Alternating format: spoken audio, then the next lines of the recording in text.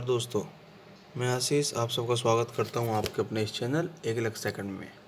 आइए शुरू करने जा रहे हैं आज के कुछ महत्वपूर्ण सवाल जो कि प्राचीन इतिहास से लिए गए हैं।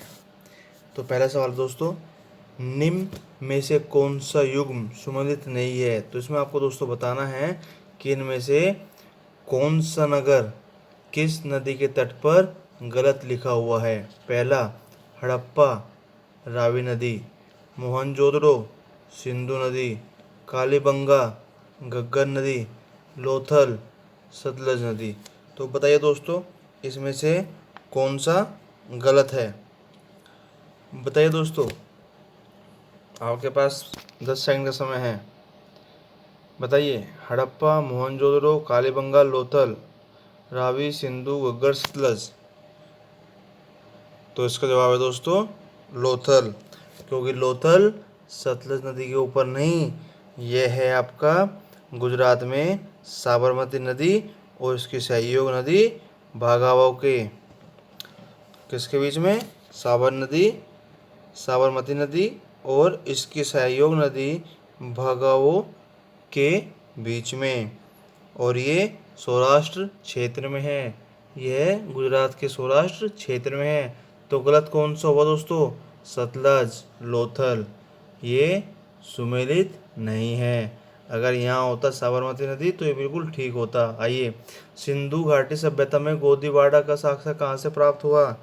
बताइए दोस्तों, सिंधु घाटी सभ्यता में गोदीवाड़ा का साक्ष्य कहाँ से प्राप्त हुआ? धोलावीरा, लोथल, सुरकोतड़ा या चन्हुदड़ाओ? तो ये आपको मिला लोथल। कहाँ से मिला? लोथल से। और कब प्राप्त हुआ? ये 1954 में लोथल के साक्ष्य मिले थे। किसके? लोथल के साक्ष्य 1954 में मिले थे और 1955 से वहाँ पे खुदाई शुरू हो चुकी थी। आइए दोस्तों, निम्न में से किस धातु का उपयोग हड़प्पा के लोग नहीं करते थे? ध्यान देना, सवाल है किस धातु का प्रयोग हड़प्पा के लोग नहीं करते थे? सोना, चांदी, कांसा या लोहा? बताइए दोस्तों, सोना, चांदी, कांसा या लोहा? बताइए। तो इसका जवाब है दोस्तों लोहा। लोहे का इस्तेमाल हड़प्पा के लोग नहीं करते थे। किस हड़प्पा सभ्यता स्थल से किस हड़प्पा सभ्यता स्थल से कांस्य नर्तकी की मूर्ति प्राप्त हुई है? किसकी प्राप्त हुई है दोस्तों? बताइए। कांस्य नर्तकी की मूर्ति प्राप्त हुई है, तो यह किस स्थल से हुई है? मोहनजोदड़ो, कालीबंगा, हड़प्पा, चन्हुदड़ो? बताइए दोस्तों, कहाँ से प्राप्त हुई है? तो यह प्राप्त हुई है मोहनजोदड़ो से। कहाँ से? मोहनजोदड़ो से। आइए नेक्स्ट, प्राचीनतम सिक्कों को क्या कहा जाता है? बताइए दोस्तों, प्राचीनतम सिक्कों को क्या कहा जाता है? प्राचीन मुद्रा, दिनार, आहत सिक्के या स्वर्ण सिक्के? बताइए दोस्तों, प्राचीन सिक्कों को क्या कहा जाता है? तो सिक्कों को कहा जाता है आहत सिक्के। क्या कहा जाता है दोस्तों? प्राचीनतम सिक्कों को आहत सिक्के कहा जाता है। हाथी गुम्फा अभिलेख, एलिफेंट केव्स का संबंध किस राजा से है? बताइए दोस्तों, हाथी गुम्फा अभिलेख का संबंध किस राजा से है? तो यह है रुद्रदमन, समुद्रगुप्त, खारवेल, अशोक। बताइए किससे है? हाथी गुम्फा एलिफेंट केव्स का संबंध किस राजा से है? तो यह है खारवेल। किससे? खारवेल। खारवेल कलिंग के राजा थे, कलिंग के शासक थे। और जो आपको ये एलिफेंट केव मिलेगी, ये मिलेगी आपको उदयगिरी। कहाँ पर? उदयगिरी के पास, जो कि भुवनेश्वर उड़ीसा में है। कहाँ पर है? उदयगिरी हिल्स पर, जो कि भुवनेश्वर उड़ीसा में है। प्रयाग स्तंभ अभिलेख का संबंध किससे है? प्रयाग स्तंभ अभिलेख का संबंध किससे है? ऑप्शन है समुद्रगुप्त, रुद्रदमन, चंद्रगुप्त, अजातशत्रु। बताइए दोस्तों, प्रयाग स्तंभ अभिलेख का संबंध किस राजा से है? समुद्रगुप्त, रुद्रदमन, चंद्रगुप्त, अजातशत्रु? तो उसका जवाब है दोस्तों समुद्रगुप्त। क्या है दोस्तों? समुद्रगुप्त। और यह चौथी शताब्दी में कराया गया था। आइए नंबर 8, सर्वप्रथम सिक्कों पर लेख। देखिए दोस्तों, बड़ा महत्वपूर्ण सवाल। सबसे पहले सिक्कों पर लेख लिखने का कार्य किसने किया था? सर्वप्रथम सिक्कों पर लेख लिखने का कार्य किसने किया था? गुप्तकालीन शासकों ने, मौर्यकालीन शासकों ने, यवन शासकों ने, या उपरोक्त में से कोई नहीं? बताइए दोस्तों। तो यह किया था यवन शासकों ने। किसने? यवन शासकों ने। किसने दोस्तों? यवन शासकों ने। आइए, गर्तावास के साक्ष्य कहाँ से मिले हैं? गर्तावास के साक्ष्य कहाँ से मिले हैं? बताइए दोस्तों, गर्तावास के साक्ष्य कहाँ से मिले हैं? बुरजोम, चेचर, लोथल, रोपर्ड। बताइए कहाँ से मिले हैं? तो गर्तावास के साक्ष्य मिले हैं बुरजोम से। कहाँ से? बुरजोम से। कहाँ से? बुरजोम से। आइए, जुते हुए खेत के साक्ष्य कहाँ से मिले हैं? जुते हुए खेत के साक्ष्य कहाँ से मिले हैं? लोथल, हड़प्पा, कालीबंगा, चंदूरडो। कहाँ से मिले दोस्तों? लोथल, कालीबंगा, हड़प्पा, चनहुदड़ो। तो ये आपको मिले हैं कालीबंगा से। कहाँ से? कालीबंगा से। ऋग्वैदिक काल का सर्वाधिक महत्वपूर्ण देवता कौन था? ऋग्वैदिक काल का सर्वाधिक महत्वपूर्ण देवता कौन था? अग्नि, इंद्र, विष्णु, वरुण। बताया दोस्तों, अग्नि, इंद्र, विष्णु, वरुण। बताइए दोस्तों। तो यह था इंद्र देवता। किस देव के मिले हैं? इंद्रदेव के मिले हैं। किसके? इंद्रदेव के। ऋग्वैदिक में उल्लिखित नदियों में सर्वाधिक पवित्र नदी कौन सी थी? सबसे ज्यादा पवित्र किसको माना जाता था? गंगा, यमुना, सरस्वती, सिंधु। बताया दोस्तों, गंगा, यमुना, सरस्वती, सिंधु। ऋग्वेद में उल्लिखित नदियों में सर्वाधिक पवित्र कौन सी थी? गंगा, यमुना, सरस्वती, सिंधु। तो वह थी दोस्तों सरस्वती। कौन सी? सरस्वती। आइए, ऋग्वैदिक आर्य किसकी पूजा करते थे? ऋग्वैदिक आर्य किसकी पूजा करते थे? गाय की, माता की, वृक्ष की, प्रकृति की। बताइए दोस्तों, ऋग्वैदिक आर्य किसकी पूजा करते थे? गाय की, माता की, वृक्ष की, या प्रकृति की? तो वे करते थे दोस्तों प्रकृति की पूजा। किसकी? प्रकृति की पूजा। किस वेद में संगीत विद्या का वर्णन है? बताइए दोस्तों, किस वेद में संगीत विद्या का वर्णन है? ऋग्वेद, यजुर्वेद, सामवेद, अथर्ववेद। बताइए दोस्तों, किस वेद में है? तो यह है आपका सामवेद में। किसमें? सामवेद में। किसमें? सामवेद में। वेदांगों की संख्या कितनी है? वेदांगों की संख्या कितनी है? 2, 4, 5, 6। कितने दोस्तों? 2, 4, 5, 6। तो वेदांगों की संख्या है 6। कितने दोस्तों? 6। और 6 कौन से हैं ये मैं आपको बता देता हूँ। शिक्षा, कल्प, व्याकरण, निरुक्त, ज्योतिष और छंद। ठीक है दोस्तों। आइए नेक्स्ट। जिस काल का कोई लिखित विवरण प्राप्त नहीं होता उसे क्या कहते हैं? नवपाषाण, पुरापाषाण, वैदिक या प्रागैतिहासिक काल।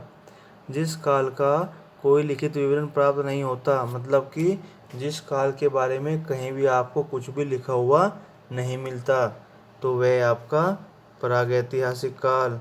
क्या है? प्रागैतिहासिक काल। आर्य भारत में सबसे पहले कहाँ बसे थे? बताया दोस्तों, आर्य भारत में सबसे पहले कहाँ बसे थे?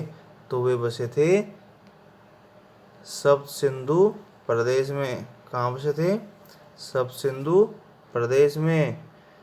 18 ऋग्वेद के 10वें मंडल में निम्न में से किसका उल्लेख पहली बार मिलता है? ऋग्वेद के 10वें मंडल में निम्न में से किसका उल्लेख पहली बार मिलता है? ऋग्वेद के 10वें मंडल में निम्न में से किसका उल्लेख पहली बार मिलता है? पुरोहित, सेनानी, शूद्र, सोमरस। ध्यान दो दोस्तों, ऋग्वेद के 10वें मंडल में निम्न में से किसका उल्लेख पहली बार मिलता है? तो वह मिलता है शूद्र का। किसका? शूद्र का। बताइए, गायत्री मंत्र का उल्लेख किस वेद में है? गायत्री मंत्र का उल्लेख किस वेद में है? यजुर्वेद, अथर्ववेद, ऋग्वेद, सामवेद। बताइए दोस्तों, यजुर्वेद, ऋग्वेद, अथर्ववेद, सामवेद। तो यह है ऋग्वेद में। क्या है? ऋग्वेद में। ऋग्वैदिक आर्यों की भाषा क्या थी? ऋग्वैदिक आर्यों की भाषा क्या थी? द्रविड़, पाली, संस्कृत, प्राकृत। बताया दोस्तों, ऋग्वैदिक आर्यों की भाषा क्या थी? द्रविड़, पाली, संस्कृत, प्राकृत।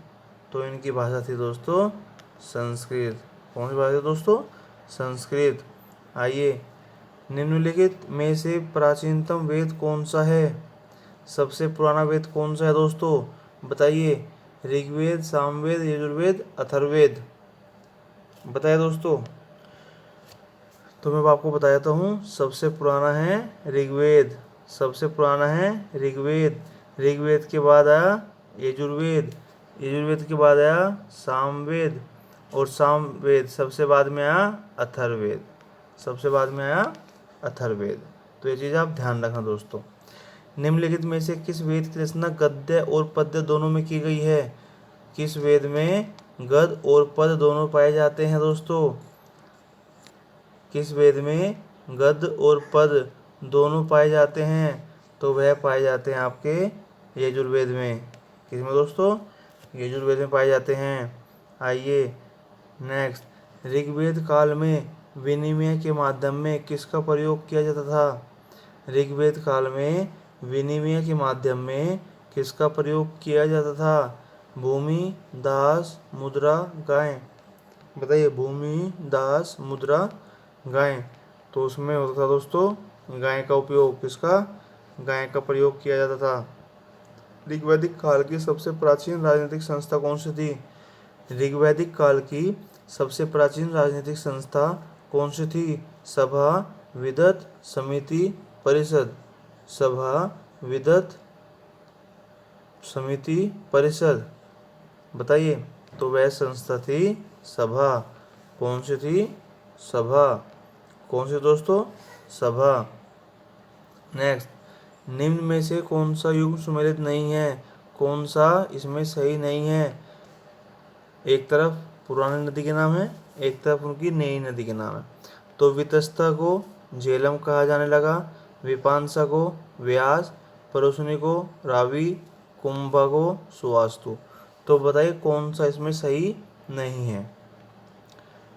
बताइए दोस्तों, वितस्ता, विपाशा, परुशनी, कुंभा, झेलम, व्यास, रावी, सुवास्तु। तो दोस्तों, इसमें जो सही नहीं है वह है कुंभा, क्योंकि कुंभा को सुवास्तु नहीं कहा जाता। कुंभा को कहा जाता है काबुल। क्या कहा जाता है दोस्तों? काबुल। क्या कहा जाता है दोस्तों? काबुल। ठीक है। और सुवास्तु प्राचीन नाम ही है। ठीक है, सुवास्तु का आधुनिक नाम स्वात है। क्या है? स्वात। आइए, उत्तर वैदिक काल का सर्वाधिक महत्वपूर्ण देवता था। उत्तर वैदिक काल का सर्वाधिक महत्वपूर्ण देवता था। कौन था दोस्तों? बताइए। इंद्र, प्रजापति, विष्णु, शिव। उत्तर वैदिक काल का सर्वाधिक महत्वपूर्ण देवता था इंद्र, प्रजापति, विष्णु, शिव। कौन था? तो वह था दोस्तों प्रजापति। क्या था? प्रजापति। आइए नेक्स्ट, उत्तर वैदिक कालीन लोगों ने किस धातु की खोज की? उत्तर वैदिक कालीन लोगों ने किस धातु की खोज की? बताया दोस्तों, लोहा, तांबा, कांसा, चांदी। लोहा, तांबा, कांसा, चांदी। उत्तर वैदिक कालीन लोगों ने किस धातु की खोज की? लोहा, कांसा, तांबा, चांदी। तो उन्होंने खोज की थी दोस्तों लोहे की। किसकी? लोहे की। तो लोहे की खोज किसने की? उत्तर वैदिक कालीन लोगों ने। आइए, ब्रह्म विद्या का संबंध किस वैदिक साहित्य से है? ब्रह्म विद्या का संबंध किस वैदिक कार्य से साहित्य से है? वेद, स्मृति, उपनिषद, पुराण। ब्रह्म विद्या का संबंध किस वैदिक साहित्य से है? वेद, स्मृति, उपनिषद, पुराण। तो इसका जवाब आपका दोस्तों उपनिषद से। किससे? उपनिषद से। आइए 29, निम्नलिखित में से किसे धर्मशास्त्र भी कहा जाता है? निम्नलिखित में से किसे धर्मशास्त्र भी कहा जाता है? वेद, गीता, पुराण, स्मृति। धर्मशास्त्र पूछा गया दोस्तों, तो धर्मशास्त्र किसे कहा जाता है? वेद, गीता, पुराण, स्मृति। तो ये कहा जाता है स्मृति को। किसको कहा जाता है? स्मृति को। भारतीय पुराणों की संख्या कितनी है? बताए दोस्तों, भारतीय जो पुराण हैं उनकी संख्या कितनी है? तो वह है आपकी 18। कितनी है दोस्तों? 18। तो ठीक है दोस्तों, आज के महत्वपूर्ण सवाल यही थे। वीडियो देखने का आपका बहुत धन्यवाद। उम्मीद करता हूँ आपको क्वेश्चन अच्छे मिले होंगे और प्रयास रहेगा कि आगे भी अच्छे क्वेश्चन आपको मिलते रहेंगे।